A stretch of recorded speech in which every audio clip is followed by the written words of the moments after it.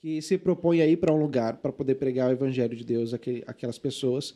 E quando eles chegam nesses locais, eles, pela graça do Senhor, eles conseguem alcançar pessoas, elas se tornam uma pequena igreja, e dessa pequena igreja, que tinha uma influência muito grande de uma outra cultura, no caso americana, ela passa a desenvolver a sua própria identidade como uma igreja, por exemplo, brasileira, e aí então ela entende a necessidade de ela, como igreja, também fazer a mesma coisa em outros lugares. O que eu estou dizendo é, missionários vêm ao país e eles fundaram igrejas, a igreja tem a sua própria característica e ela começa a entender a necessidade dela também fazer missões em outros lugares e tornar esse ciclo contínuo. Então, a gente entende que a missão, ela tem uma função necessariamente de fazer esse ciclo das coisas. E a missão, ela é algo que não é necessariamente sustentada, ela não sustenta a igreja. Né? Quando você vai enviar um missionário, quem sustenta o missionário é a igreja. Não é o contrário. Não é o contrário.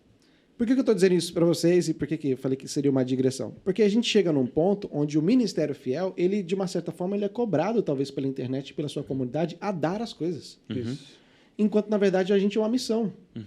E como missão, a gente precisa do sustento que venha da igreja.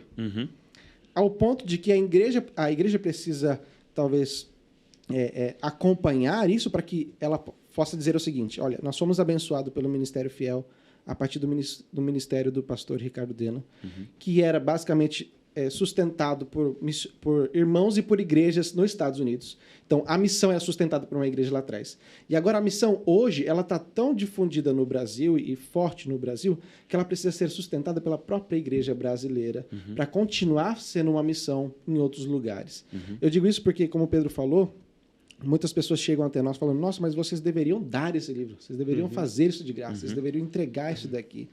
E quando, na verdade, a gente, como missão, a gente está no outro ponto dizendo assim: mas, puxa, a gente precisa de ajuda, a gente precisa ser sustentado como missão. A gente